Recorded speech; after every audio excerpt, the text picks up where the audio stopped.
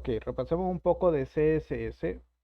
Recordemos, CSS solamente son reglas que cambian la forma en cómo se visualiza una pantalla. ¿Ok? Tradicionalmente, CSS todo se ha venido generando de la mano del HTML y es un archivo totalmente estático. Generalmente se arma directamente un archivo style.css y a medida yo voy diseñando la página voy agregando elementos. Eso genera, y se los puedo decir con mucha certeza, genera diseños muy bonitos, muy óptimos, pero toman su tiempo. Entonces tenemos dos estilos. Si queremos una página artística, nos dedicamos a escribir el CSS pedacito a pedacito. No hay ningún problema, funciona.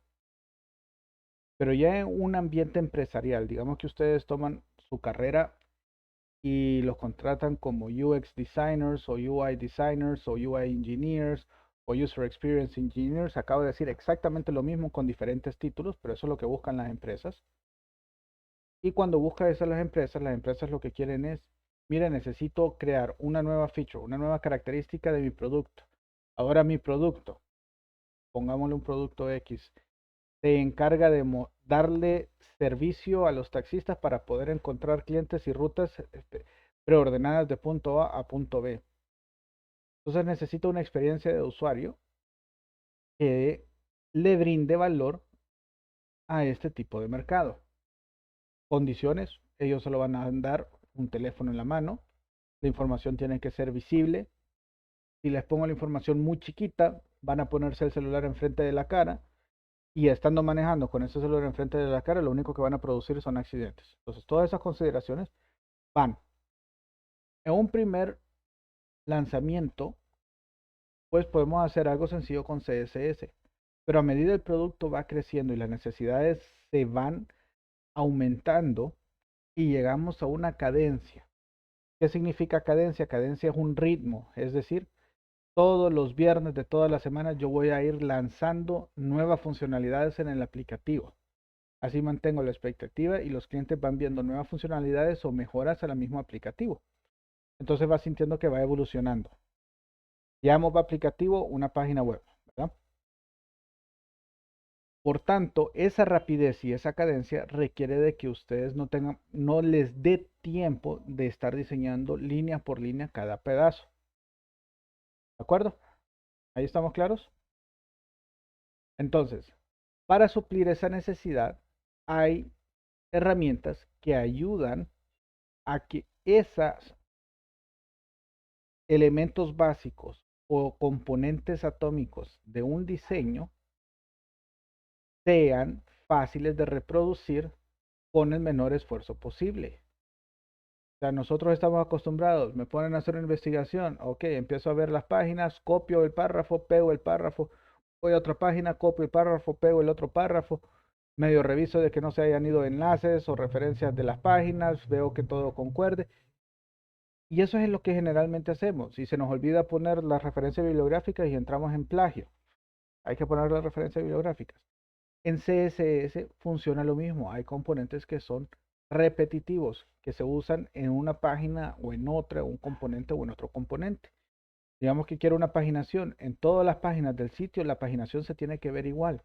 El título en todas las páginas se tiene que ver igual. Voy a hacer un subproducto. Ahorita tengo una distribuidora de taxis, pero un subproducto. En este caso, la empresa quiere pivotear y quiere ver si puede alcanzar otro mercado. En este caso, un mercado podría decirse que no está agarrado todavía, o sea, que no hay, es eh, el transporte a domicilio de loncheras de niños olvidadas. ¿Qué problemas en la escuela? Siempre veo de que llega un padre de familia, sí, se vino en el bus y dejó la lonchera en la casa, no lo llevó. Entonces ahí va el pobre padre de familia y como sea va llevándole la lonchera. Caso hipotético, ¿verdad? Entonces, eh, queremos un estilo similar, pero al ser un subproducto queremos darle una personalidad diferente. Pero no quiero estar volviendo a escribir todo el código que ya tiene. O sea, la paginación es la misma. Lo que cambia es el color. La forma del menú, el título es la misma. Lo que cambia son los estilos de fuente o el texto que va a ir. Entonces, el tiempo que yo me puedo ahorrar estableciendo algo conocido como un design system es mucho más valioso que tener conocimiento de poner línea por línea todo el CSS.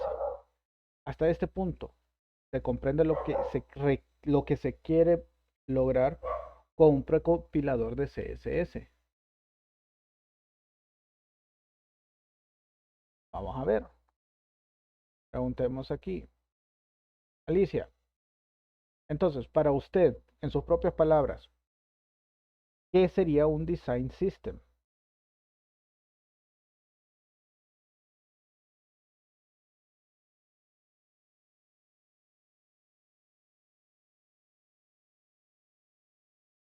Alicia, ¿se encuentra?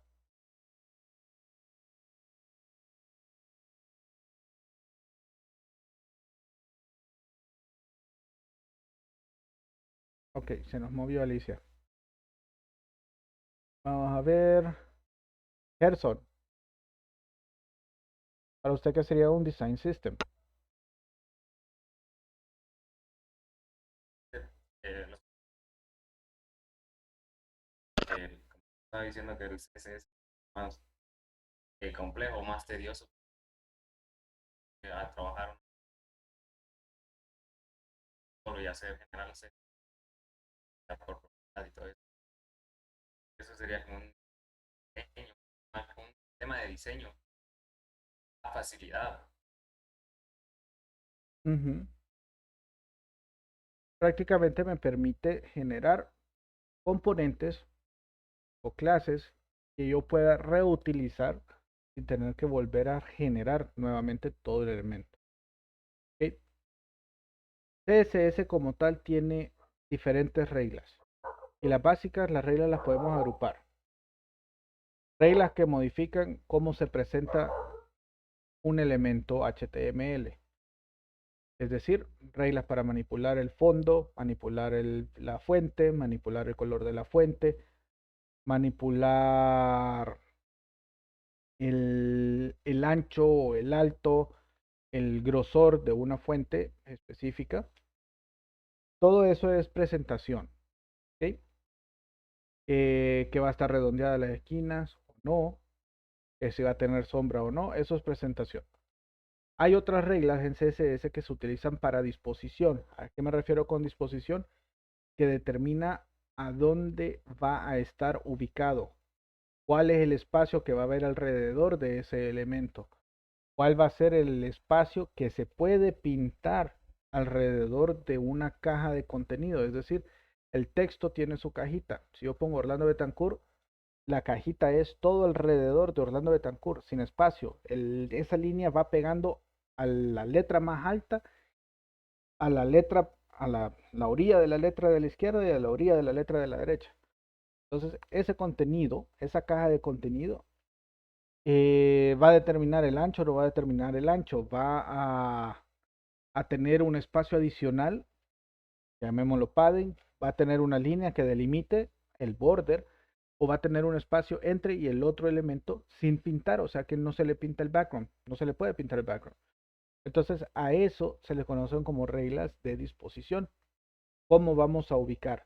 Tenemos reglas como el display que me permite definirle cómo el browser va a terminar renderizando el espacio en donde está pintado el elemento como tal. Eh, el modelo de cajas para decirle el ancho, el alto, establecerle unidades de medida, que también hay unidades establecidas en CSS, diversas, relativas y absolutas. Y por último tenemos reglas que me permiten reaccionar a interacciones de usuario y también me permite realizar cierto tipo de animaciones, ¿ok? Que también es parte de las presentacionales, nada más que más especializada. Entonces, tres tipos de reglas de CSS: presentacional, de disposición y de interacción. ¿Queda claro? Vamos a ver, vamos a preguntar. O nos toca Elmer. Elmer se encuentra. Está Elmer. Hombre, ¿Cuáles son los tres tipos de reglas en CSS que vamos a encontrar? Definición, Ujú.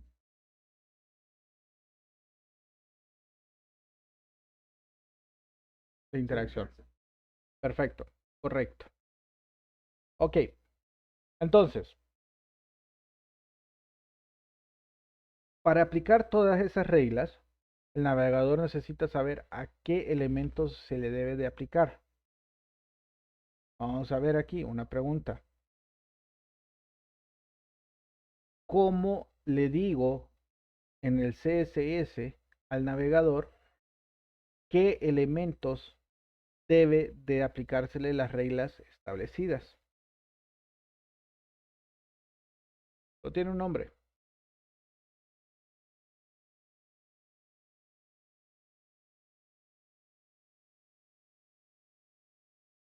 En otras palabras, díganme el nombre de qué representa esto que estoy subrayando. ¿Cómo se le conoce?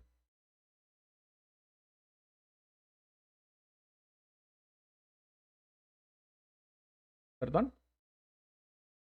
¿Se refirió al grid? No, me refiero a este punto .row punto col 12. ¿A cómo se le llama en CSS esto?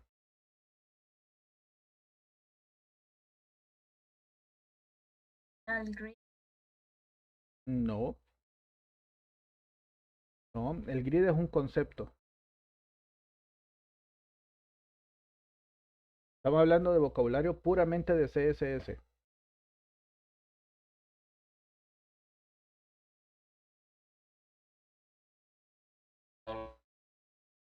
Y Correcto. O sea, ese segmento, punto .row punto col o, ahora más arriba, este punto .grid, eso no es el clase. esos son selectores. Gracias. ¿Ok? Para que un navegador pueda aplicar las reglas, tanto de presentación como de disposición y de interacción, a un elemento, eso debe de buscarse a través de un selector. El selector es el que le indica al browser qué elementos van a aplicárseles estas reglas. Y ahora, como lo dijo el compañero, hay tres tipos de selectores distintos. ¿Cuál? ¿Los van a apuntar, por favor? El más básico, el más antiguo de todas, es el selector a través de atributos. ¿Qué es un selector a través de atributos?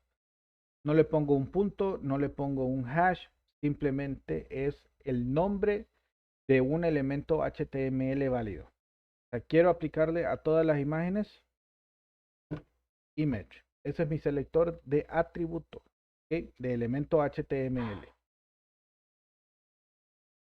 ¿Ok? Entonces, en inglés se le llaman selectores de tags. ¿De acuerdo?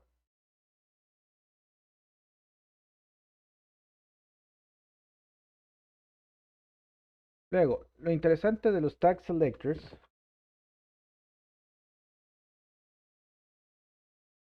es que tiene la especificación más genérica.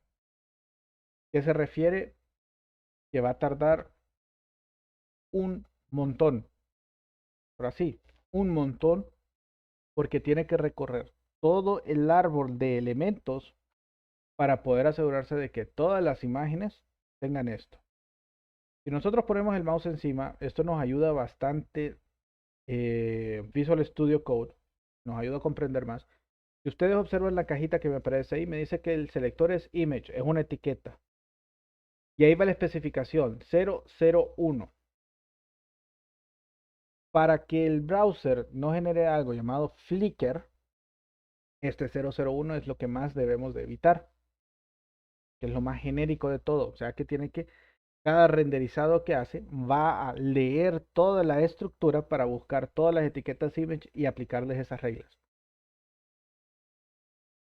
Bitch. Ok, ahora el compañero ya dijo el otro tipo de selector, el selector de tipo clase. El selector de tipo clase lo que va a buscar son elementos con cualquier etiqueta que contenga el atributo class y su valor sea el container, sin el punto. O sea, el valor que tengo abajo, container, sin el punto, va a buscarlo en el class. Si se fijan en la especificación del selector, ahora vuelve a 1 en medio. ¿Por qué? Porque ahora ya no me interesa cuáles son todos los elementos, sino que específicamente aquellos elementos que tengan un atributo class. Ya con eso elimino todas las etiquetas que no tengan el atributo class. Y después de esos atributos class que los tienen, voy a filtrar los que contengan la palabra o el valor container internamente, y a ese le voy a aplicar todas las reglas internas. Entonces es preferible tener selectores de clase sobre selectores de elementos. ¿Ahí vamos bien? Y el tercero, que aquí no lo hemos usado, propongamos uno. Vamos a ver quién me ayuda. Si se acuerdan, hay un tercer tipo de selector. El del numeral, ingeniero. El del numeral. Ese es un selector de identificación. Numeral, El de ID. un ID. Ok. Este tiene la mayor especificación de todas. Vamos a ponerle una regla solamente. Okay. Si los ponemos, si se fijan, tienen la especificación más cercana a la izquierda. Es la especificación directa. ¡Pum! ¿Por qué? La regla de HTML me dice que un documento HTML solo puede existir un elemento HTML con un ID único asignado. O sea, de que en mi documento no puede existir dos elementos que tengan definido el ID con el valor UNID. ¿Por qué? Porque estoy rompiendo la especificación HTML. Entonces, basado en eso, el navegador tiene una especificación bien directa. Hey, este específico único en el documento es el que yo le tengo que aplicar a esas reglas. ¿Ok? Entonces, a nivel de performance, ese es el más fácil de identificar. A nivel de flexibilidad, es el más rígido de todos. Entonces, tampoco se recomienda. Si ustedes observan todo lo que hemos elaborado, a todo, prácticamente, le hemos establecido selectores de clases. ¿Ok? Porque ese es el balance entre la reutilización de reglas de CSS y sin tener que hacer un barrido de toda la estructura DOM del HTML y no tener que definir reglas por cada o ponerle identificador a cada uno de los elementos HTML que yo ocupe. ¿Ok? Se volvería imposible el mantenimiento de eso. ¿Queda claro de los selectores? Vamos a preguntarle a Sofía Varela. Sofía, ¿se encuentra?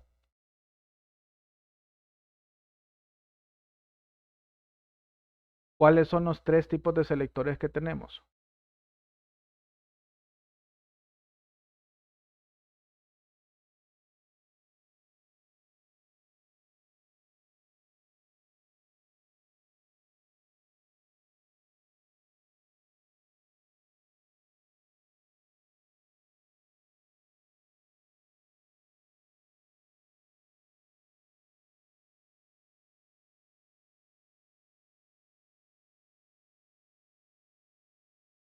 Sofía.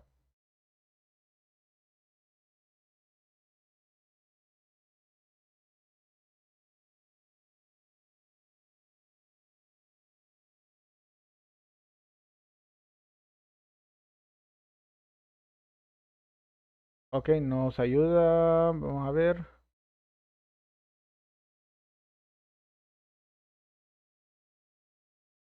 Ángel. Ángel no. El de... Aquí estoy en el Listo. sector de atributos. Así es. Perfecto. Muchas gracias. Esos son los tres tipos de selectores más comunes. Ahora, hay unos especiales. A mí me fascinan esos, porque me permiten hacer selección de elementos a partir de los atributos definidos dentro de los elementos. Y aquí ya utilizamos uno.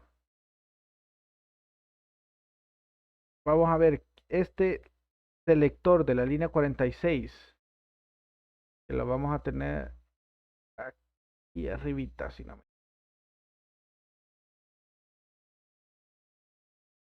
Aquí está.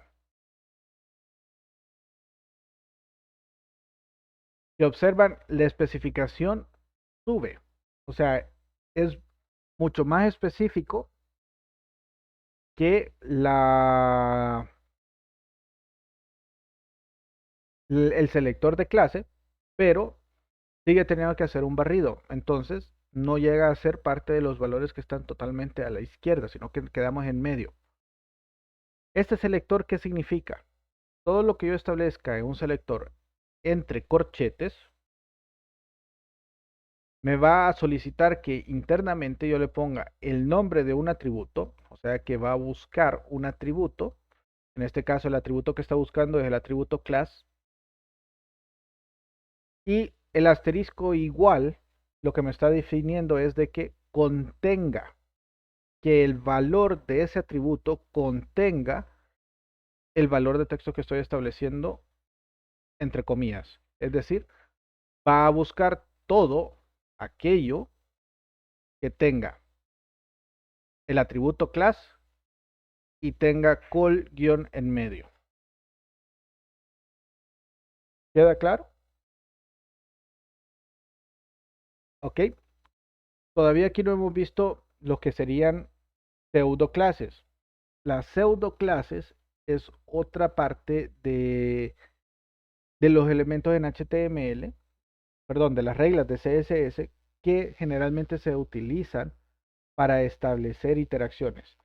Levantó la mano Elmer, dígame. Quiere decir que parecido.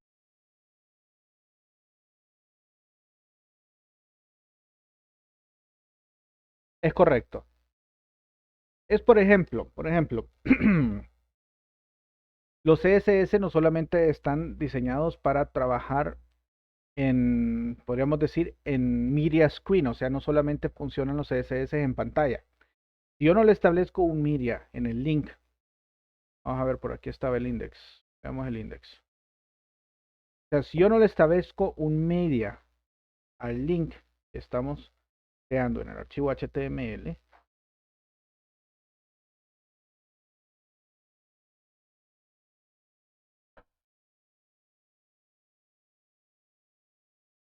ok, aquí lo dejé con el estándar, ella automáticamente asume que este atributo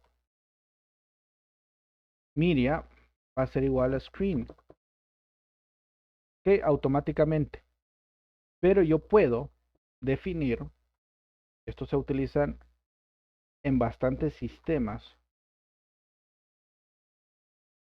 en donde una de las problemáticas es que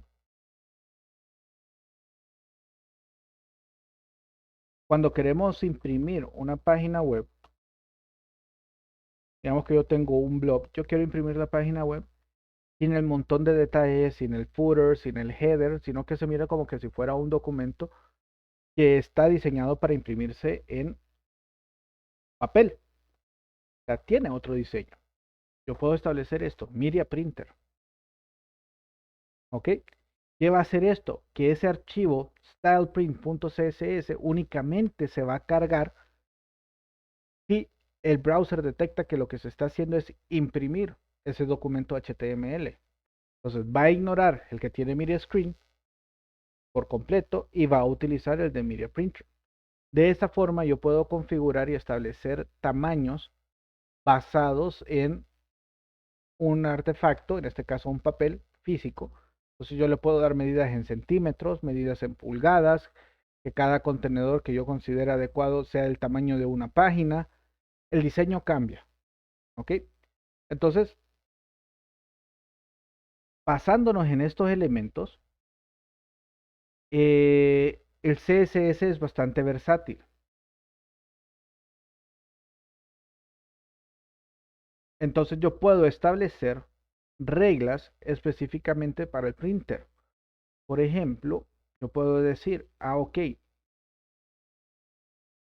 tengo mis páginas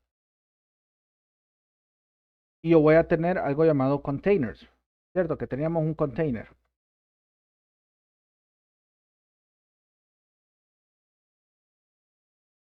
Pero yo puedo perfectamente decirle que dentro del container yo voy a buscar todos aquellos que tengan el atributo data page. Y aquí le vamos a poner asterisco igual contenga la palabra print. ¿Qué va a hacer eso? Si ustedes observan, tengo que establecer algo. Vamos a ver. Width va a ser 11.5 pulgadas. Height 8.5 pulgadas.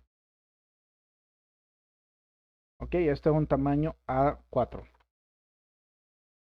Entonces, ¿qué va a suceder? Que me va a buscar dentro de la página, el container, cualquier elemento que tenga el atributo data page. Recuerden que en HTML existe un set de atributos como palabras claves que se pueden utilizar. No es que yo me pueda inventar los nombres de cualquier atributo, pero la especificación me dice que si yo le pongo el prefijo data guión, puedo ponerle cualquier valor a ese atributo. ¿Ok? Y HTML me lo va a reconocer como un atributo válido solamente porque empieza con data guión. ¿Sabían eso, verdad? Si no, apúntenlo. Y tip, paréntesis aquí, en el ámbito empresarial, las pruebas de interfaz y de ejecución de usuario generalmente se automatizan. ¿Qué significa eso? Que no es una persona que yo voy a contratar para que me diga, aquí, mira, aquí está el listado. Aquí lo primero que tiene que hacer es buscar este botón, darle clic a este botón, darle clic a este link, después ver si aparece tal mensaje en tal lado, tal mensaje en tal lado, si hay un botón en tal lado, si el botón se ve, no se ve, hacerlo pequeño, ver si todavía está visible el botón, hacerlo grandote, ver si está visible el botón. Todo eso se puede automatizar. Hay muchas herramientas que se utilizan para automatizar la interacción de usuarios. Uno de los más famosos se llama Cucumber. Tema aparte. ¿Ok? Eso pregúntalo en prueba y documentación. La cuestión es de que generalmente nosotros manejamos dos formas de poder encontrar y hacer ese tipo de automatizaciones, porque funcionan igual a base de selectores. ¿Cómo se hace? Utilizando un esquema de data para definir los elementos, específicamente uno llamado rol, data-rol, y resulta de que con eso, con ese data-rol, o puedo cambiarle a área-rol, voy matando dos pájaros de un solo y haciendo que mi aplicación se vuelva accesible. ¿Cómo se vuelve accesible? El estándar área me dice de que con ciertas etiquetas área dentro del HTML yo puedo decirle el elemento qué función tiene. Y de esa forma, aplicaciones especializadas para accesibilidad, es decir, aplicaciones que sirven para que un ciego pueda navegar por su página, sepa basados en esos atributos qué es lo que le puede presentar a esa persona en base de speech, o sea, le habla, el contenido y la importancia. A la persona que tiene una discapacidad visual no le interesa el advertising, no le interesa la publicidad, le interesa el contenido de su sitio. Entonces, con ese estándar área funciona. Cerramos el paréntesis. Por eso es que es importante este. A mí me gusta bastante esto por lo mismo. Porque así hago mucha práctica de los principios de selectores y cubro dos aspectos de la generación de páginas web. ¿Queda claro? Este selector por atributo normalmente es bien simple. Un atributo, un documento HTML encerrado entre corchetes. Puede utilizarse, hay varias combinaciones. Quirulía igual, igual, signo de exclamación igual. Pero por experiencia yo les puedo decir, el que más utilizo es este. asterisco igual, que contiene. ¿De acuerdo? ¿Preguntas hasta aquí? ¿No? Perfecto. Entonces, ¿qué sucede? Vamos a ver una aplicación ya más práctica de esto. Ya se nos acabó el tiempo. Así que vamos a continuar esto mañana.